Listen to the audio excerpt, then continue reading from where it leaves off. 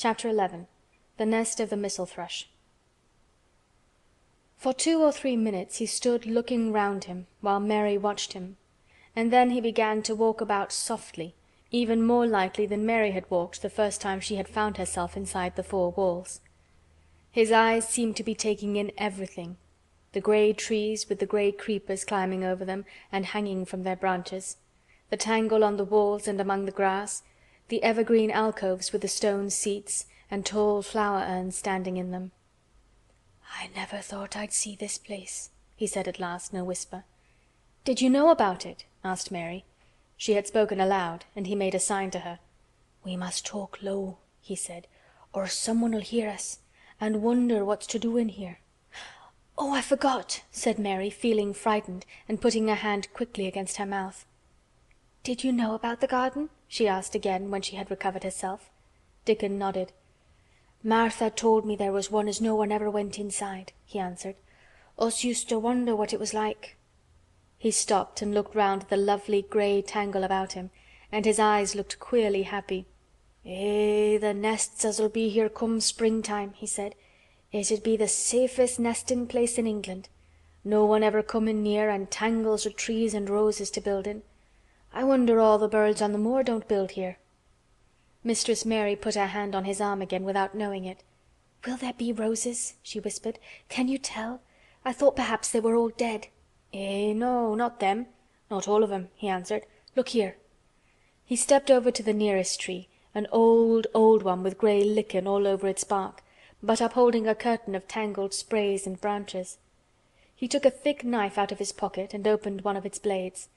"There's lots o' dead wood as ought to be cut out," he said, "and there's a lot o' old wood, but it made some new last year.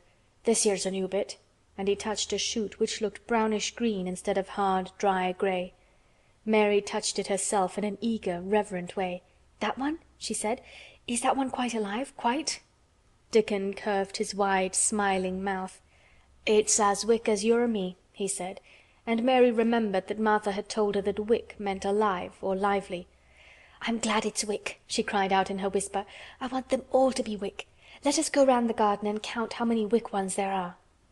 She quite panted with eagerness, and Dickon was as eager as she was. They went from tree to tree and from bush to bush. Dickon carried his knife in his hand and showed her things which she thought wonderful. "They've run wild," he said, "but the strongest ones have fair thrived on it. The delicatest ones has died out, but t'others has growed and spread till they's a wonder. See here," and he pulled down a thick, grey, dry-looking branch. "A body might think this was dead wood, but I don't believe it is, down to the root. I'll cut it down low and see." He knelt and with his knife cut the lifeless-looking branch through, not far above the earth. "There," he said exultantly. "I told thee so. There's green in that wood yet. Look at it." Mary was down on her knees before he spoke, gazing with all her might. "When it looks a bit greenish and juicy like that, it's wick," he explained. "When th' inside is dry and breaks easy, like this here piece I've cut off, it's done for.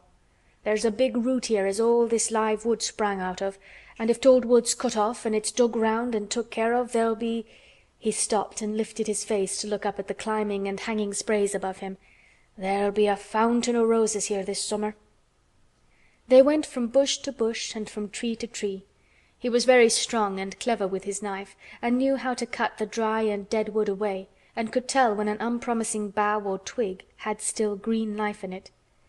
In the course of half an hour Mary thought she could tell too, and when he cut through a lifeless-looking branch she would cry out joyfully under her breath when she caught sight of the least shade of moist green. The spade and hoe and fork were very useful. He showed her how to use the fork while he dug about the roots with the spade and stirred the earth and let the air in. They were working industriously round one of the biggest standard roses when he caught sight of something which made him utter an exclamation of surprise. "Why!" he cried, pointing to the grass a few feet away. "Who did that there?" It was one of Mary's own little clearings round the pale green points. "I did it," said Mary. "Why, I thought tha' didn't know nothin' about gardenin'," he exclaimed. "I don't," she answered, "but they were so little and the grass was so thick and strong and they looked as if they had no room to breathe, so I made a place for them. I don't even know what they are." Dickon went and knelt down by them, smiling his wide smile. "Tha' was right," he said. "A gardener couldn't have told thee better. They'll grow now like Jack's beanstalk. They're crocuses and snowdrops, and these here is narcissuses," turning to another patch, "and here's daffydowndillies. They will be a sight." He ran from one clearing to another. "Tha's done a lot o' work for such a little wench," he said, looking her over. "I'm growing fatter," said Mary, "and I'm growing stronger. I used always to be tired, but when I dig I'm not tired at all. I like to smell the earth when it's turned up." "It's rare good for thee," he said, nodding his head wisely. "There's naught as nice as the smell o' good clean earth, except the smell of fresh growin' things when the rain falls on 'em. I get out on the moor many a day when it's rainin', and I lie under a bush and I listen to the soft swish o' drops on the heather, and I just sniff and sniff. My nose end fair quivers like a rabbit's, mother says." "Do you never catch cold?" inquired Mary, gazing at him wonderingly. She had never seen such a funny boy, or such a nice one. "Not me," he said, grinning. "I never ketched cold since I was born. I wasn't brought up nesh enough. I've chased about the moor in all weathers, same as the rabbits does. Mother says I've sniffed up too much fresh air for 12 year to ever get to sniffin' with cold. I'm as tough as a whitethorn knobstick." He was working all the time he was talking, and Mary was following him and helping him with her fork or the trowel. "There's a lot of work to do here," he said once, looking about quite exultantly. "Will you come again and help me to do it?" Mary begged. "I'm sure I can help too. I can dig and pull up weeds and do whatever you tell me. Oh, do come, Dickon." "I'll come every day if tha wants me, rain or shine," he answered stoutly. "It's the best fun I ever had in my life, shut in here and wakening up a garden." "If you will come," said Mary, "if you will help me to make it alive, I don't know what I'll do," she ended helplessly. "What could you do for a boy like that?"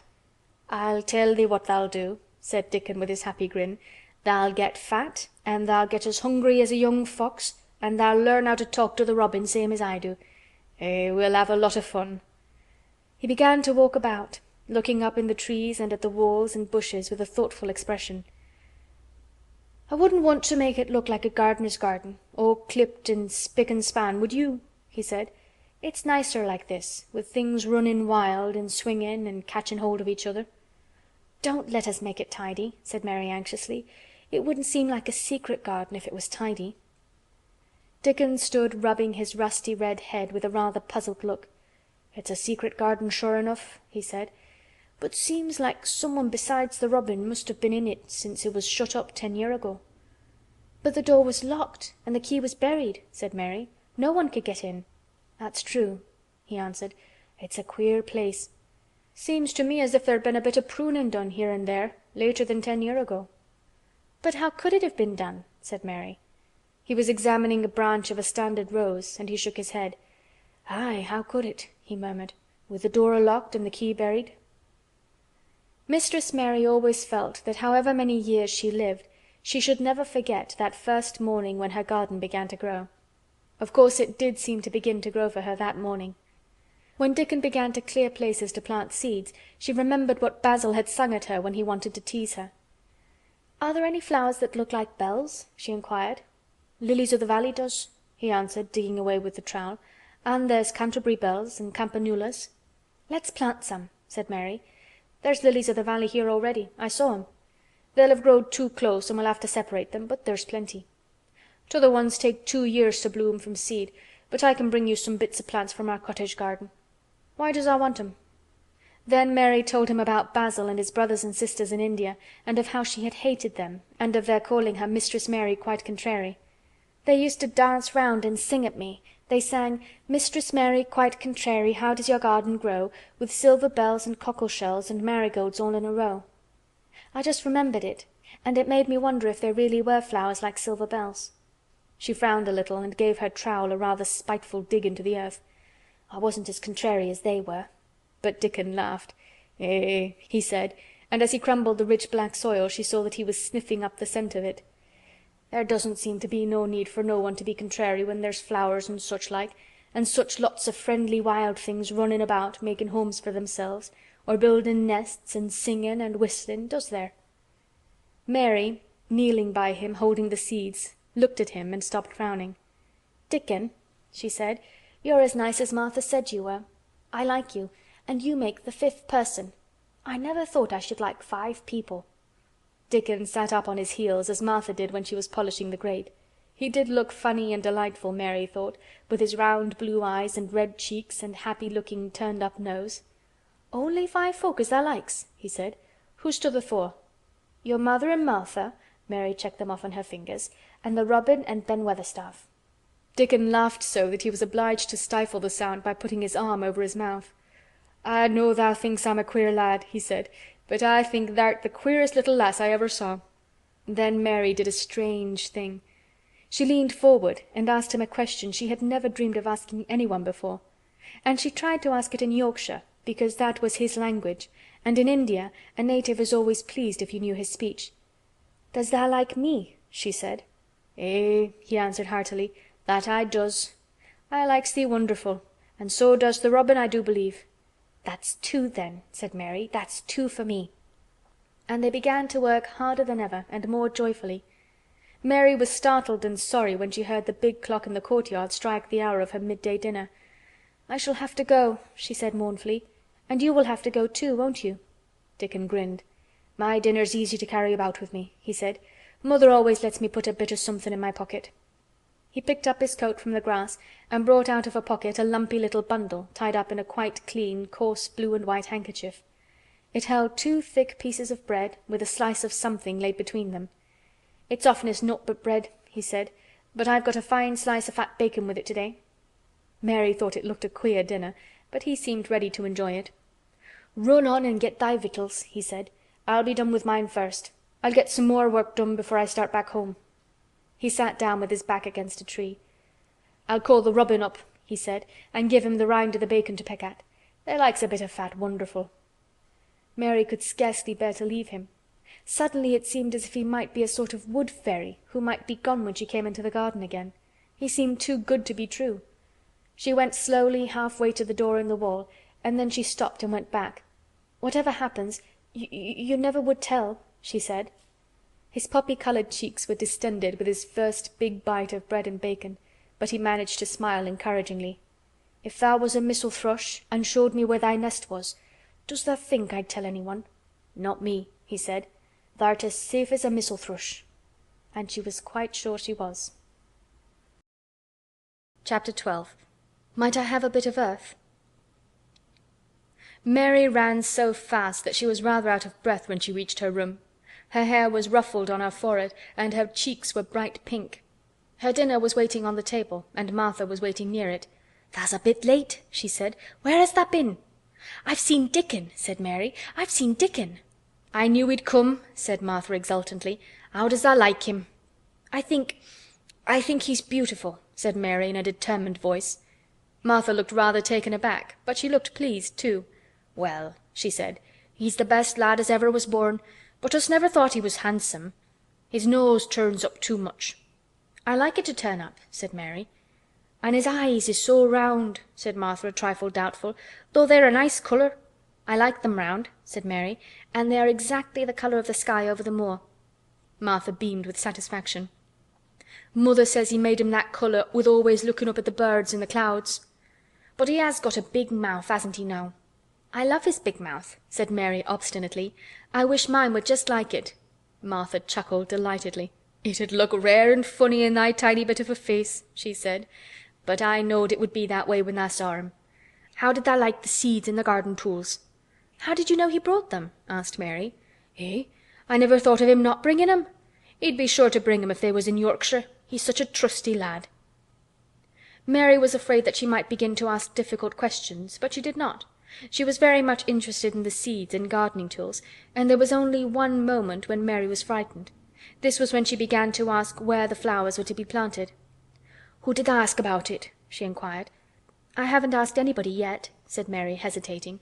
"Well, I wouldn't ask the head gardener. He's too grand, Mr. Roach is." "I've never seen him," said Mary.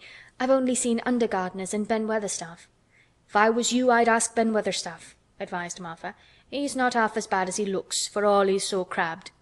Mr. Craven lets him do what he likes, because he was here when Mrs. Craven was alive, and he used to make her laugh.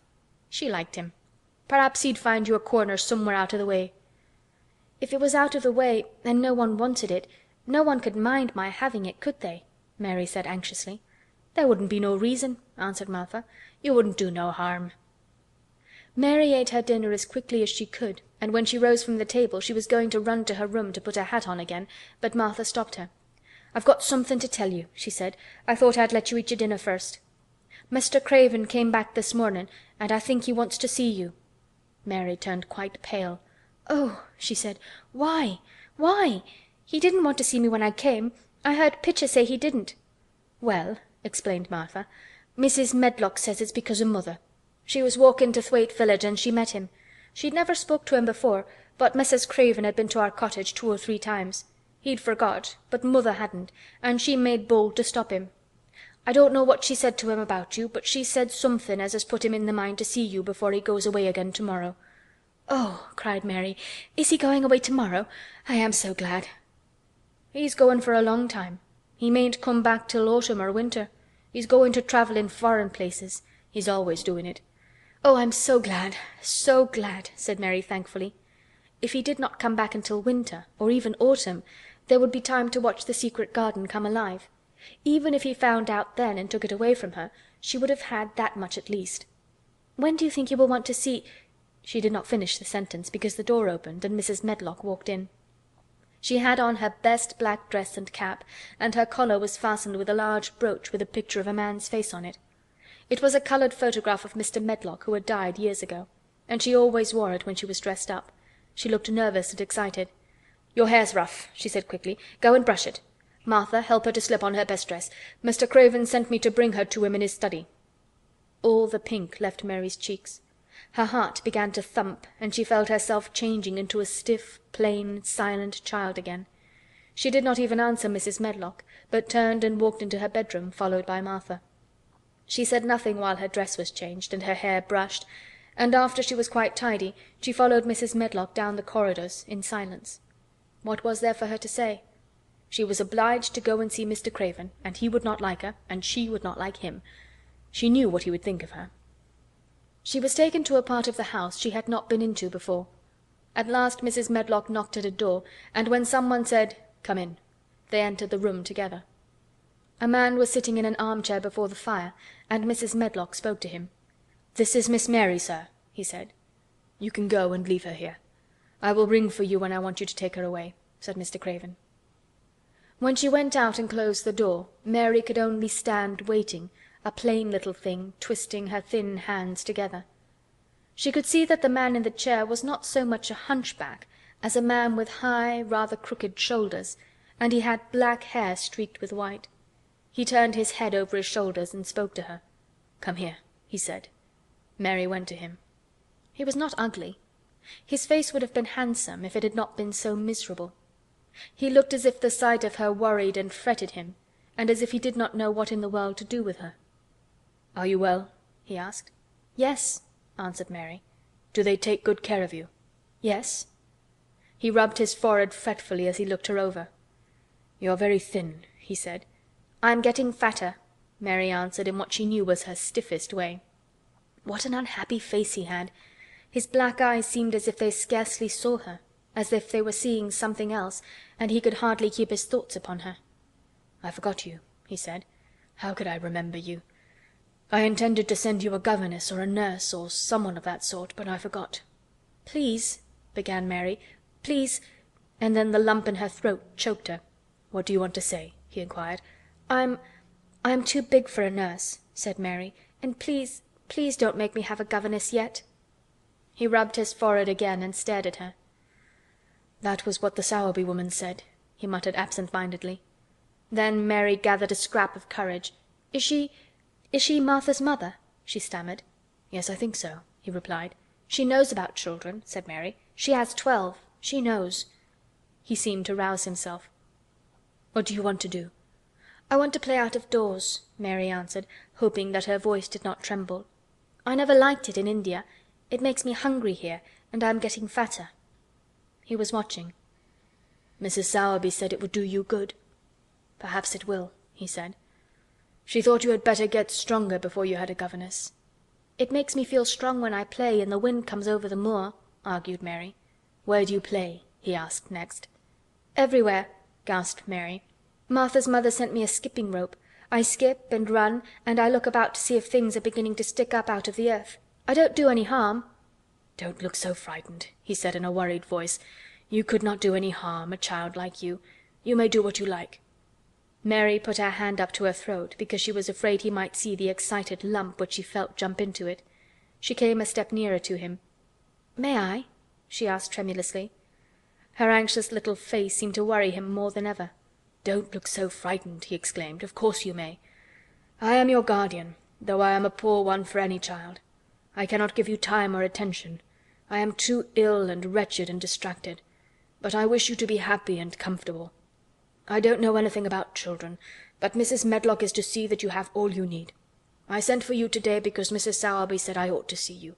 Her daughter had talked about you. She thought you needed fresh air and freedom and running about." "She knows all about children," Mary said again in spite of herself. "She ought to," said Mr. Craven. "I thought her rather bold to stop me in the moor, but she said Mrs. Craven had been kind to her." It seemed hard for him to speak his dead wife's name. "She is a respectable woman. Now I have seen you, I think she said sensible things. Play out of doors as much as you like. It's a big place, and you may go where you like and amuse yourself as you like. Is there anything you want?" As if a sudden thought had struck him. "Do you want toys, books, dolls?" "Might I," quavered Mary, "might I have a bit of earth?" In her eagerness she did not realize how queer the words would sound, and that they were not the ones she had meant to say. Mr. Craven looked quite startled. "Earth?" he repeated. "What do you mean?" "To plant seeds in, to make things grow, to see them come alive," Mary faltered. He gazed at her a moment, and then passed his hand quickly over his eyes. "Do you care about gardens so much?" he said slowly. "I didn't know about them in India," said Mary. "I was always ill and tired, and it was too hot. I sometimes made little beds in the sand and stuck flowers in them. But here it is different." Mr. Craven got up and began to walk slowly across the room. "A bit of earth," he said to himself, and Mary thought that somehow she must have reminded him of something. When he stopped and spoke to her, his dark eyes looked almost soft and kind. "You can have as much earth as you want," he said. "You remind me of someone else who loved the earth and things that grow. When you see a bit of earth you want," with something like a smile, "take it, child, and make it come alive." "May I take it from anywhere, if it's not wanted?" "Anywhere," he answered. "There, you must go now. I am tired." He touched the bell to call Mrs. Medlock. "Good-bye. I shall be away all summer." Mrs. Medlock came so quickly that Mary thought she must have been waiting in the corridor. "Mrs. Medlock," Mr. Craven said to her, "now I have seen the child, I understand what Mrs. Sowerby meant. She must be less delicate before she begins lessons. Give her simple, healthy food. Let her run wild in the garden. Don't look after her too much. She needs liberty and fresh air and romping about. Mrs. Sowerby is to come and see her now and then, and she may sometimes go to the cottage." Mrs. Medlock looked pleased. She was relieved to hear that she need not look after Mary too much. She had felt her a tiresome charge, and had, indeed, seen as little of her as she dared. In addition to this, she was fond of Martha's mother. "Thank you, sir," she said. "Susan Sowerby and me went to school together, and she's as sensible and good-hearted a woman as you'd find in a day's walk. I never had any children myself, and she's had 12, and there never was healthier or better ones. Miss Mary can get no harm from them. I'd always take Susan Sowerby's advice about children myself. She's what you might call healthy-minded, if you understand me." "I understand," Mr. Craven answered. "Take Miss Mary away now and send Pitcher to me." When Mrs. Medlock left her at the end of her own corridor, Mary flew back to her room. She found Martha waiting there. Martha had, in fact, hurried back after she had removed the dinner service. "I can have my garden," cried Mary. "I may have it where I like. I am not going to have a governess for a long time. Your mother is coming to see me, and I may go to your cottage. He says a little girl like me could not do any harm, and I may do what I like, anywhere." "Eh?" said Martha delightedly. "That was nice of him, wasn't it?" "Martha," said Mary solemnly, "he is really a nice man, only his face is so miserable, and his forehead is all drawn together." She ran as quickly as she could to the garden. She had been away so much longer than she had thought she should, and she knew Dickon would have to set out early on his 5-mile walk. When she slipped through the door under the ivy, she saw that he was not working where she had left him. The gardening tools were laid together under a tree. She ran to them, looking all around the place, but there was no Dickon to be seen. He had gone away, and the secret garden was empty, except for the robin who had just flown across the wall and sat on a standard rose-bush watching her. "He's gone," she said woefully. "Oh, was he only a wood fairy?" Something white fastened to the standard rose-bush caught her eye. It was a piece of paper. In fact, it was a piece of the letter she had printed for Martha to send to Dickon. It was fastened on the bush with a long thorn, and in a minute she knew Dickon had left it there. There were some roughly printed letters on it, and a sort of picture. At first she could not tell what it was. Then she saw it was meant for a nest with a bird sitting on it. Underneath were the printed letters, and they said, "I will come back." Chapter 13. I Am Colin. Mary took the picture back to the house when she went to her supper, and she showed it to Martha. "Eh?" said Martha with great pride. "I never knew our Dickon was as clever as that. That there's a picture of a missel thrush on her nest, as large as life and twice as natural." Then Mary knew Dickon had meant the picture to be a message. He had meant that she might be sure he would keep her secret. Her garden was her nest, and she was like a missel thrush. Oh, how she did like that queer common boy! She hoped he would come back the very next day, and she fell asleep looking forward to the morning. But you never know what the weather will do in Yorkshire, particularly in the springtime. She was awakened in the night by the sound of rain beating with heavy drops against her window. It was pouring down in torrents, and the wind was wuthering round the corners and in the chimneys of the huge old house. Mary sat up in bed and felt miserable and angry. "The rain is as contrary as I ever was," she said. "It came because it knew I did not want it." She threw herself back on her pillow and buried her face. She did not cry, but she lay and hated the sound of the heavily beating rain. She hated the wind and its wuthering. She could not go to sleep again. The mournful sound kept her awake because she felt mournful herself. If she had felt happy, it would probably have lulled her to sleep. How it wuthered, and how the big raindrops poured down and beat against the pane! "It sounds just like a person lost on the moor and wandering on and on, crying," she said. She had been lying awake, turning from side to side for about an hour, when suddenly something made her sit up in bed and turn her head toward the door, listening. She listened and she listened. "It isn't the wind now," she said in a loud whisper. "That isn't the wind. It is different. It is that crying I heard before." The door of her room was ajar, and the sound came down the corridor, a far-off faint sound of fretful crying. She listened for a few minutes, and each minute she became more and more sure. She felt as if she must find out what it was. It seemed even stranger than the secret garden and the buried key. Perhaps the fact that she was in a rebellious mood made her bold. She put her foot out of bed and stood on the floor. "I'm going to find out what it is," she said. "Everybody is in bed, and I don't care about Mrs. Medlock. I don't care." There was a candle by her bedside, and she took it up and went softly out of the room. The corridor looked very long and dark, but she was too excited to mind that. She thought she remembered the corner she must turn to find the short corridor with the door covered with tapestry, the one Mrs. Medlock had come through the day she lost herself. The sound had come up that passage. So she went on with her dim light, almost feeling her way, her heart beating so loud that she fancied she could hear it. The far-off faint crying went on and led her. Sometimes it stopped for a moment or so, and then began again. Was this the right corner to turn? She stopped and thought. Yes, it was. Down this passage and then to the left, and then up 2 broad steps, and then to the right again. Yes, there was the tapestry door. She pushed it open very gently and closed it behind her, and she stood in the corridor and could hear the crying quite plainly, though it was not loud. It was on the other side of the wall at her left, and a few yards farther on there was a door. She could see a glimmer of light coming from beneath it. The someone was crying in that room, and it was quite a young someone. So she walked to the door and pushed it open, and there she was, standing in the room. It was a big room, with ancient, handsome furniture in it.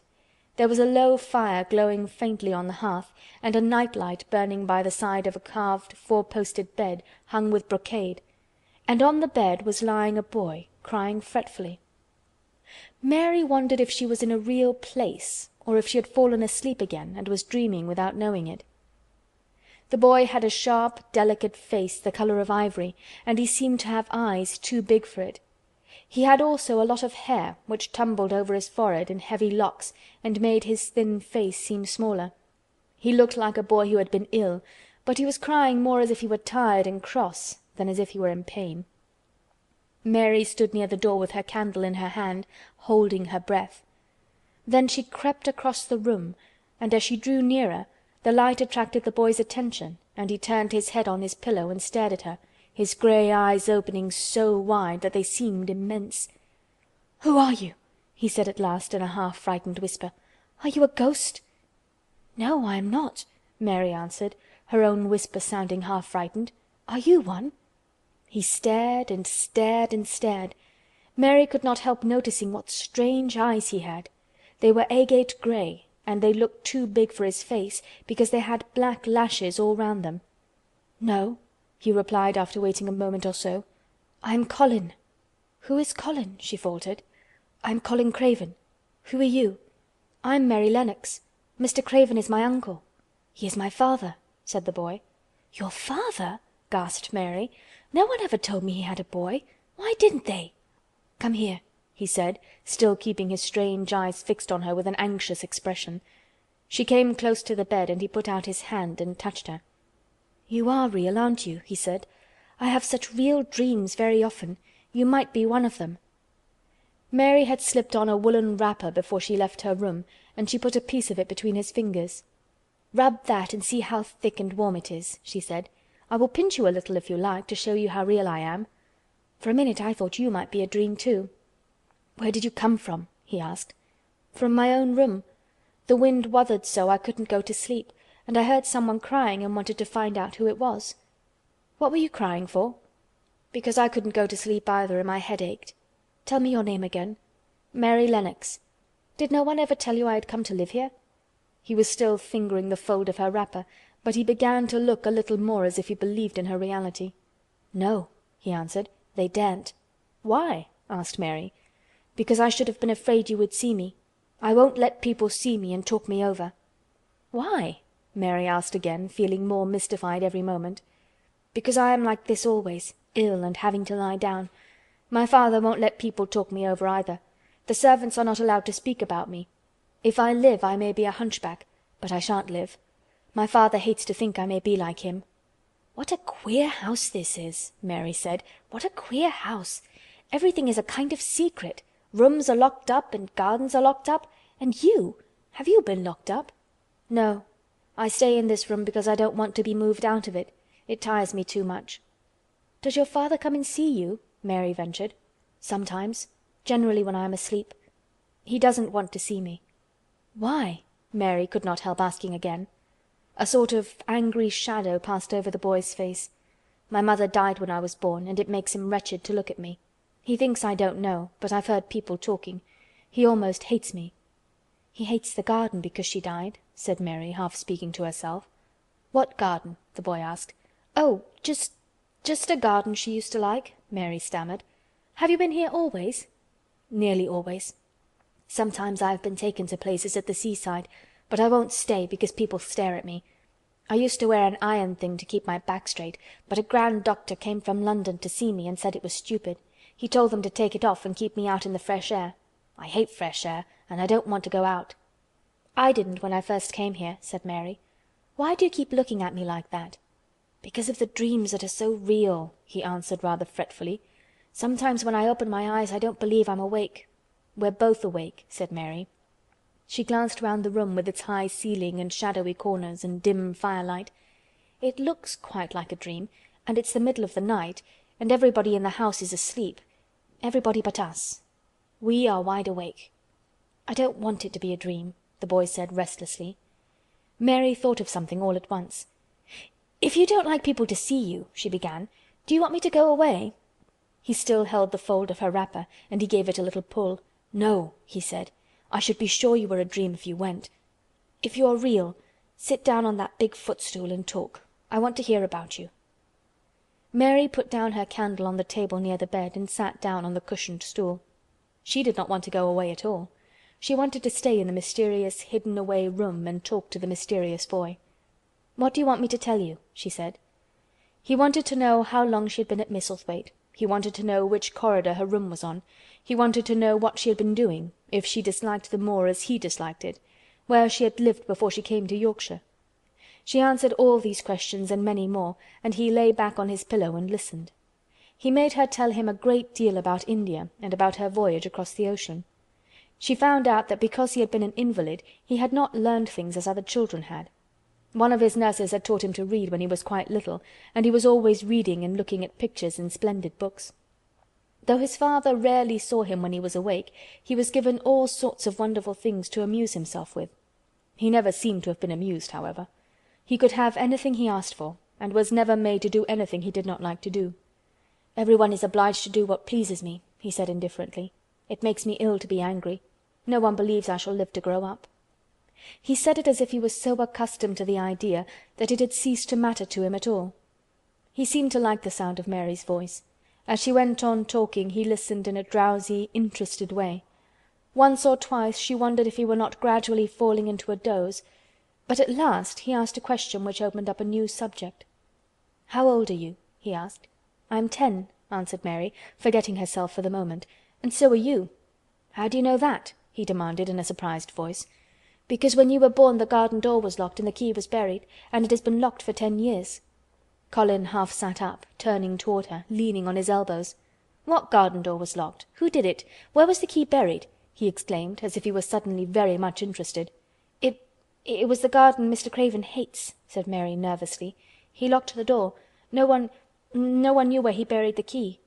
"What sort of a garden is it?" Colin persisted eagerly. "No one has been allowed to go into it for 10 years," was Mary's careful answer. But it was too late to be careful. He was too much like herself. He too had had nothing to think about, and the idea of a hidden garden attracted him as it had attracted her. He asked question after question. Where was it? Had she never looked for the door? Had she never asked the gardeners? "They won't talk about it," said Mary. "I think they've been told not to answer questions." "I would make them," said Colin. "Could you?" Mary faltered, beginning to feel frightened. If he could make people answer questions, who knew what might happen? "Everyone is obliged to please me, I told you that," he said. "If I were to live, this place would sometime belong to me. They all know that. I would make them tell me." Mary had not known that she herself had been spoiled, but she could see quite plainly that this mysterious boy had been. He thought that the whole world belonged to him. How peculiar he was, and how coolly he spoke of not living. "Do you think you won't live?" she asked, partly because she was curious and partly in hope of making him forget the garden. "I don't suppose I shall," he answered as indifferently as he had spoken before. "Ever since I remember anything I have heard people say I shan't. At first they thought I was too little to understand, and now they think I don't hear. But I do. My doctor is my father's cousin. He is quite poor, and if I die he will have all Misselthwaite when my father is dead. I should think he wouldn't want me to live." "Do you want to live?" inquired Mary. "No," he answered in a cross, tired fashion. "But I don't want to die. When I feel ill I lie here and think about it until I cry and cry." "I have heard you crying 3 times," Mary said, "but I did not know who it was. Were you crying about that?" She did so want him to forget the garden. "I dare say," he answered. "Let us talk about something else. Talk about that garden. Don't you want to see it?" "Yes," answered Mary in quite a low voice. "I do," he went on persistently. "I don't think I ever really wanted to see anything before, but I want to see that garden. I want the key dug up. I want the door unlocked. I would let them take me there in my chair. That will be getting fresh air. I'm going to make them open the door." He had become quite excited, and his strange eyes began to shine like stars and looked more immense than ever. "They have to please me," he said. "I will make them take me there, and I will let you go too." Mary's hands clutched each other. Everything would be spoiled, everything. Dickon would never come back. She would never again feel like a missel thrush with a safe hidden nest. "Oh, don't do that!" she cried out. He stared as if he thought she had gone crazy. "Why?" he exclaimed. "You said you wanted to see it." "I do," she answered, almost with a sob in her throat. "But if you make them open the door and take you in like that, it will never be a secret again." He leaned still farther forward. "A secret?" he said. "What do you mean? Tell me." Mary's words almost tumbled over one another.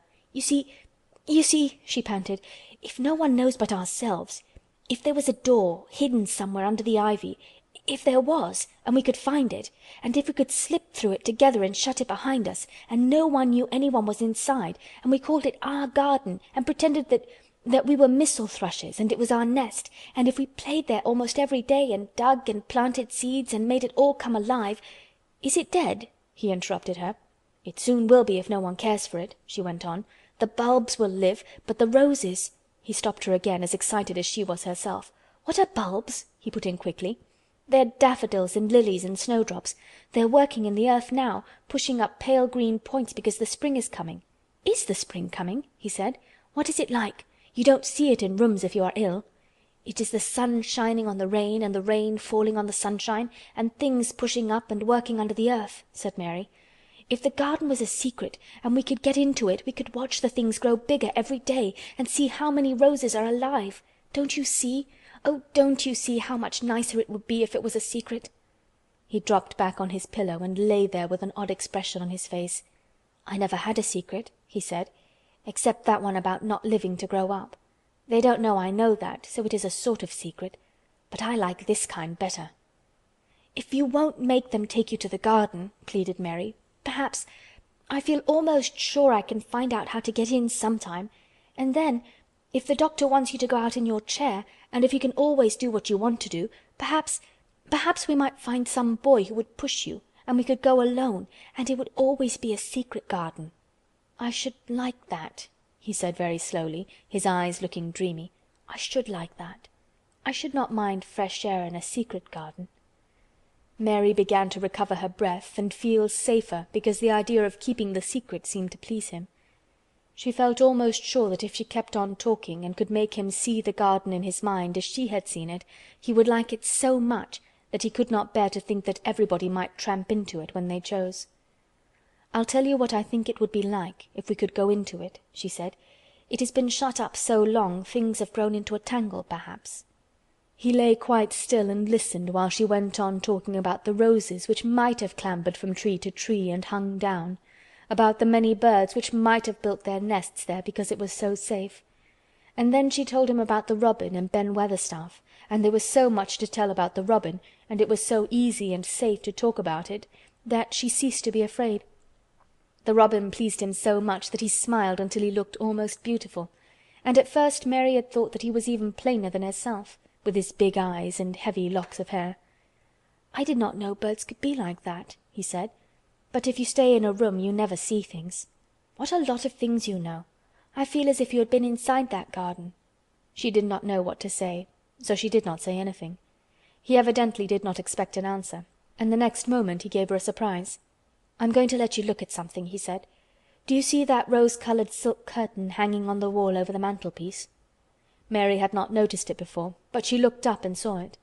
It was a curtain of soft silk hanging over what seemed to be some picture. "Yes," she answered. "There is a cord hanging from it," said Colin. "Go and pull it." Mary got up, much mystified, and found the cord.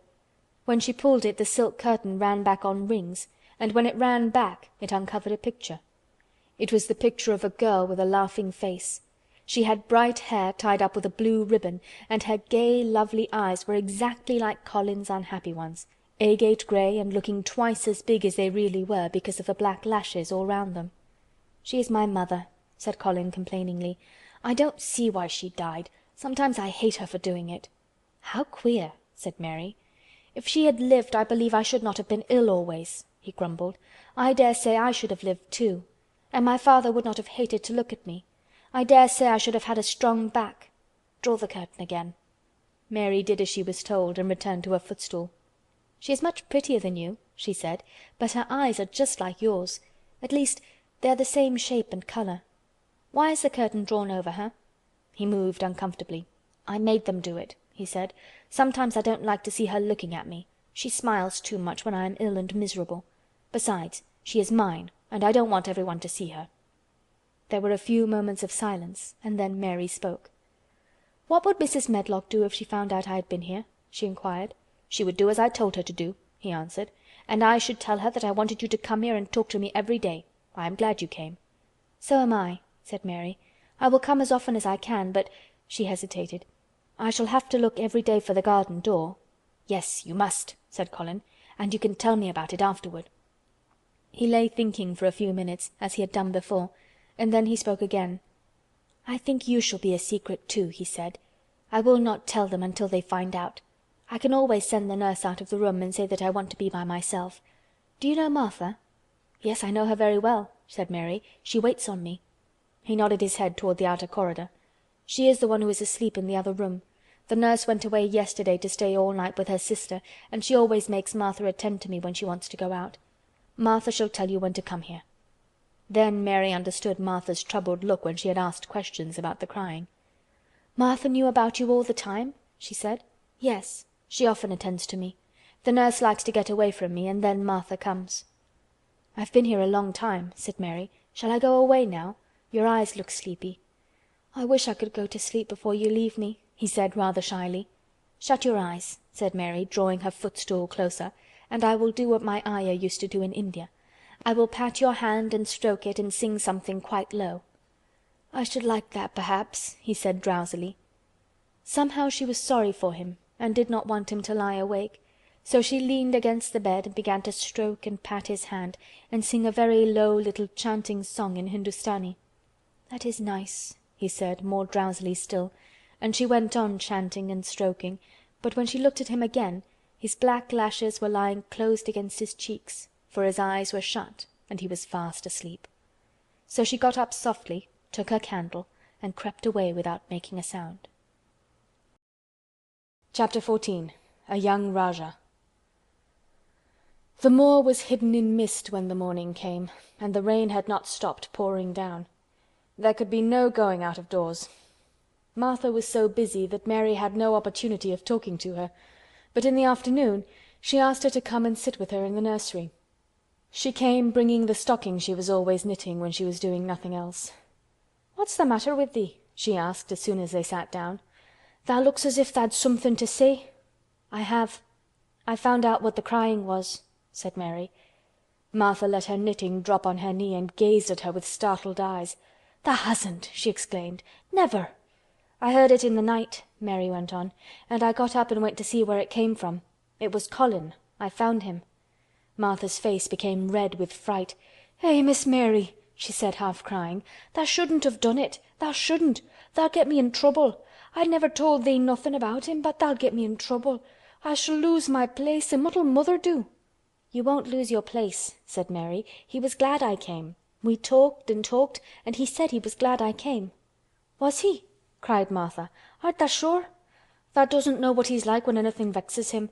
He's a big lad to cry like a baby, but when he's in a passion he'll fair scream just to frighten us.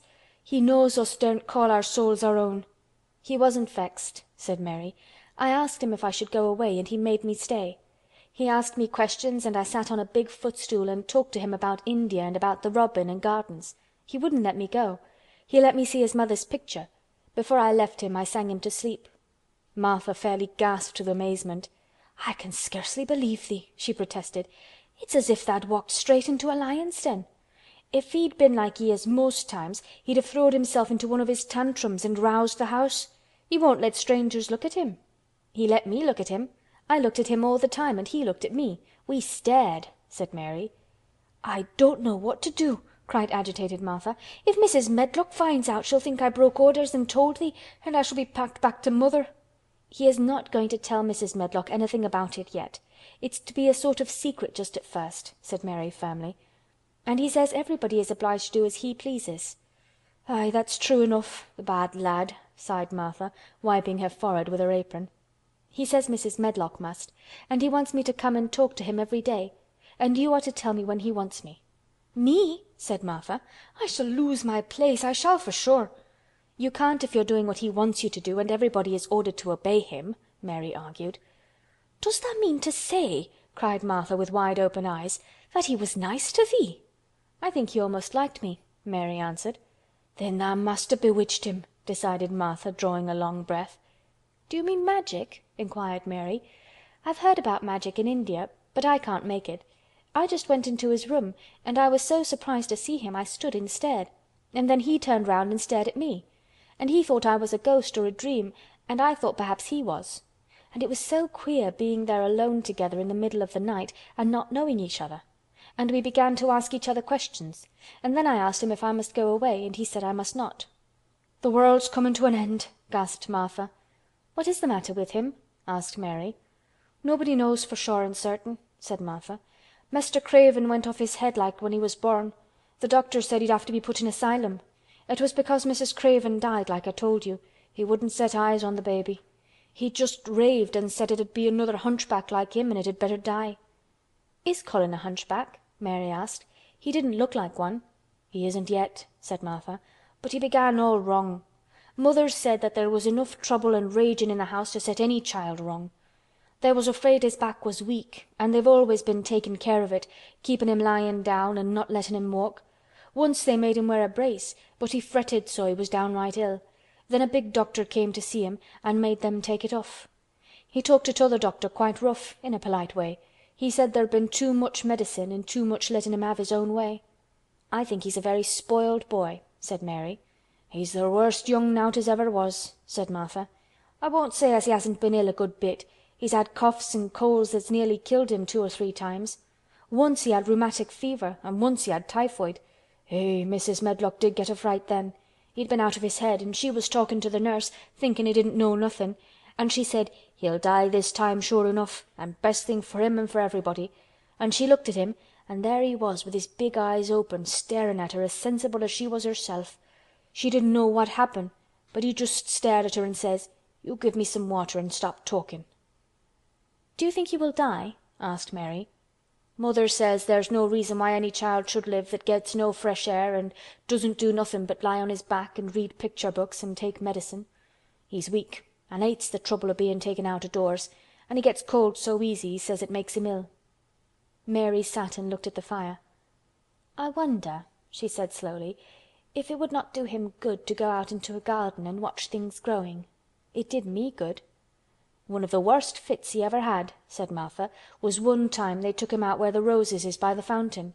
He'd been reading in a paper about people getting something he called rose cold, and he began to sneeze and said he'd got it, and then a new gardener as didn't know the rules passed by and looked at him curious. He threw himself into a passion and said he'd looked at him because he was going to be a hunchback. He cried himself into a fever and was ill all night." "If he ever gets angry at me, I'll never go and see him again," said Mary. "He'll have thee if he wants thee," said Martha. "Tha may as well know that at the start." Very soon afterward a bell rang and she rolled up her knitting. "I dare say the nurse wants me to stay with him a bit," she said. "I hope he's in a good temper." She was out of the room about 10 minutes and then she came back with a puzzled expression. "Well, tha has bewitched him," she said. "He's up on his sofa with his picture books. He's told the nurse to stay away until 6 o'clock. I'm to wait in the next room. The minute she was gone he called me to him and says, 'I want Mary Lennox to come and talk to me, and remember you're not to tell anyone. You'd better go as quick as you can.'" Mary was quite willing to go quickly. She did not want to see Colin as much as she wanted to see Dickon, but she wanted to see him very much. There was a bright fire on the hearth when she entered his room, and in the daylight she saw it was a very beautiful room indeed. There were rich colors in the rugs and hangings and pictures and books on the walls which made it look glowing and comfortable, even in spite of the gray sky and falling rain. Colin looked rather like a picture himself. He was wrapped in a velvet dressing gown and sat against a big brocaded cushion.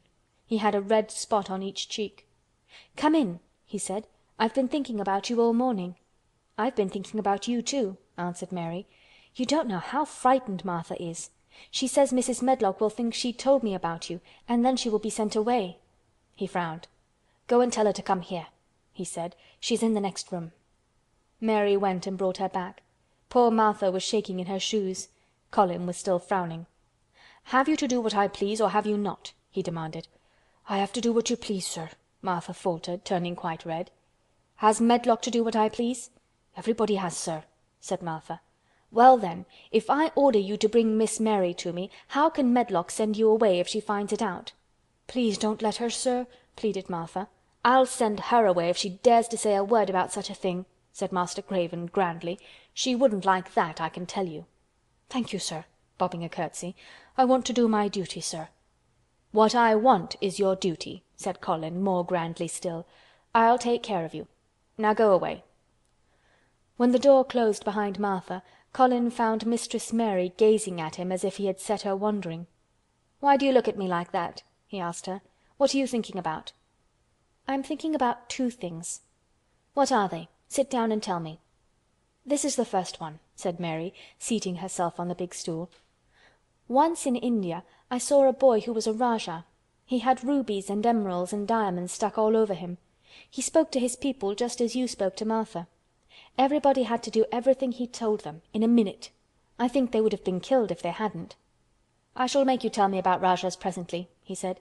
"But first tell me what the second thing was." "I was thinking," said Mary, "how different you are from Dickon." "Who is Dickon?" he said. "What a queer name." She might as well tell him. She thought she could talk about Dickon without mentioning the secret garden. She had liked to hear Martha talk about him. Besides, she longed to talk about him. It would seem to bring him nearer. "He is Martha's brother. He is 12 years old," she explained. "He is not like anyone else in the world. He can charm foxes and squirrels and birds, just as the natives in India charm snakes. He plays a very soft tune on a pipe and they come and listen." There were some big books on a table at his side and he dragged one suddenly toward him. "There is a picture of a snake charmer in this," he exclaimed. "Come and look at it." The book was a beautiful one with superb colored illustrations and he turned to one of them. "Can he do that?" he asked eagerly. "He played on his pipe and they listened," Mary explained. "But he doesn't call it magic. He says it's because he lives on the moor so much and he knows their ways. He says he feels sometimes as if he was a bird or a rabbit himself, he likes them so. I think he asked the robin questions. It seemed as if they talked to each other in soft chirps." Colin lay back on his cushion and his eyes grew larger and larger and the spots on his cheeks burned. "Tell me some more about him," he said. "He knows all about eggs and nests," Mary went on, "and he knows where foxes and badgers and otters live. He keeps them secret so that other boys won't find their holes and frighten them. He knows about everything that grows or lives on the moor." "Does he like the moor?" said Colin. "How can he when it's such a great bare dreary place?" "It's the most beautiful place," protested Mary. "Thousands of lovely things grow on it and there are thousands of little creatures all busy building nests and making holes and burrows and chippering or singing or squeaking to each other. They are so busy and having such fun under the earth or in the trees or heather. It's their world." "How do you know all that?" said Colin, turning on his elbow to look at her. "I have never been there once really," said Mary, suddenly remembering. "I only drove over it in the dark. I thought it was hideous. Martha told me about it at first, and then Dickon. When Dickon talks about it, you feel as if you saw things and heard them, and as if you were standing in the heather with the sun shining and the gorse smelling like honey and all full of bees and butterflies." "You never see anything if you are ill," said Colin restlessly. He looked like a person listening to a new sound in the distance and wondering what it was. "You can't if you stay in a room," said Mary. "I couldn't go on the moor," he said in a resentful tone. Mary was silent for a minute and then she said something bold. "You might. Sometime." He moved as if he was startled. "Go on the moor? How could I? I'm going to die." "How do you know?" said Mary unsympathetically. She didn't like the way he had of talking about dying.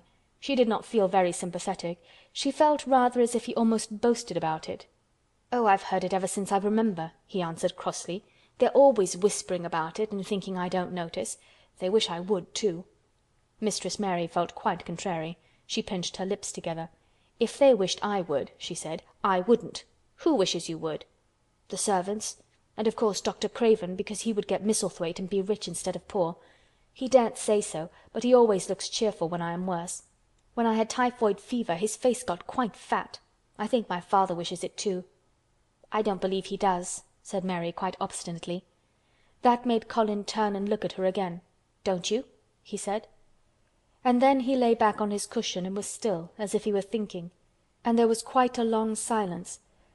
Perhaps they were both of them thinking strange things children do not usually think. "I like the grand doctor from London because he made them take the iron thing off," said Mary at last. "Did he say you were going to die?" "No." "What did he say?" "He didn't whisper," Colin answered. "Perhaps he knew I hated whispering. I heard him say one thing quite aloud. He said, 'The lad might live if he would make up his mind to it. Put him in the humor.' It sounded as if he was in a temper." "I'll tell you who would put you in the humor, perhaps," said Mary, reflecting. She felt as if she would like this thing to be settled one way or the other. "I believe Dickon would. He's always talking about live things. He never talks about dead things or things that are ill. He's always looking up in the sky to watch birds flying, or looking down at the earth to see something growing. He has such round blue eyes, and they're so wide open with looking about, and he laughs such a big laugh with his wide mouth, and his cheeks are as red as cherries."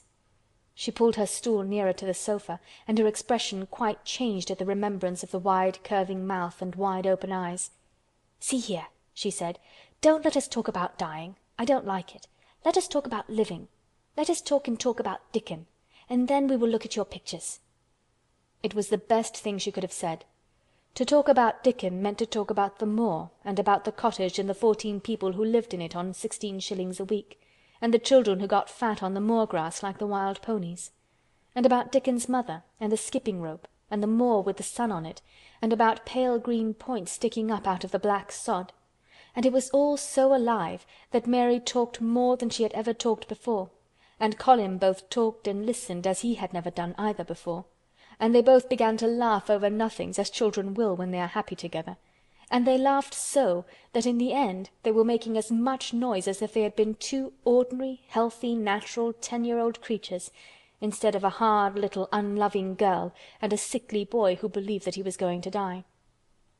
They enjoyed themselves so much that they forgot the pictures and they forgot about the time. They had been laughing quite loudly over Ben Weatherstaff and his robin, and Colin was actually sitting up as if he had forgotten about his weak back, when he suddenly remembered something. "Do you know, there is one thing we have never once thought of," he said. "We are cousins." It seemed so queer that they had talked so much and never remembered this simple thing that they laughed more than ever, because they had got into the humor to laugh at anything. And in the midst of the fun the door opened, and in walked Dr. Craven and Mrs. Medlock.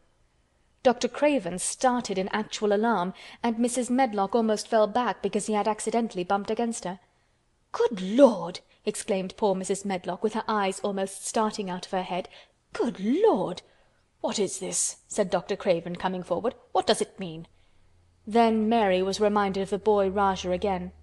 Colin answered as if neither the doctor's alarm nor Mrs. Medlock's terror were of the slightest consequence. He was as little disturbed or frightened as if an elderly cat and dog had walked into the room. "This is my cousin, Mary Lennox," he said. "I asked her to come and talk to me. I like her. She must come and talk to me whenever I send for her." Dr. Craven turned reproachfully to Mrs. Medlock.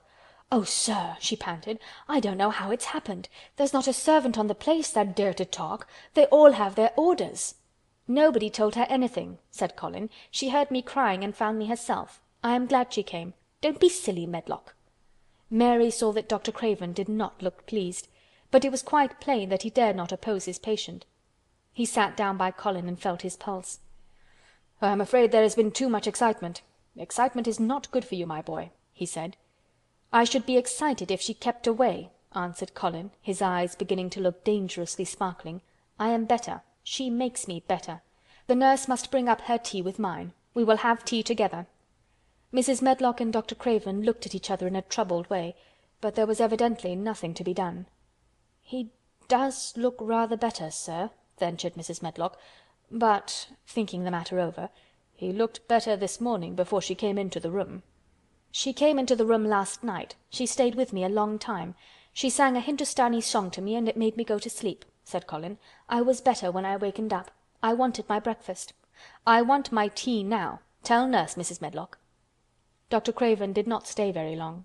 He talked to the nurse for a few minutes when she came into the room, and said a few words of warning to Colin. He must not talk too much. He must not forget that he was ill. He must not forget that he was very easily tired. Mary thought that there seemed to be a number of uncomfortable things he was not to forget. Colin looked fretful and kept his strange black-lashed eyes fixed on Dr. Craven's face. "I want to forget it," he said at last. "She makes me forget it. That is why I want her." Dr. Craven did not look happy when he left the room. He gave a puzzled glance at the little girl sitting on the large footstool. She had become a stiff, silent child again as soon as he entered, and he could not see what the attraction was. The boy actually did look brighter, however, and he sighed rather heavily as he went down the corridor. "They're always wanting me to eat things when I don't want to," said Colin, as the nurse brought in the tea and put it on the table by the sofa.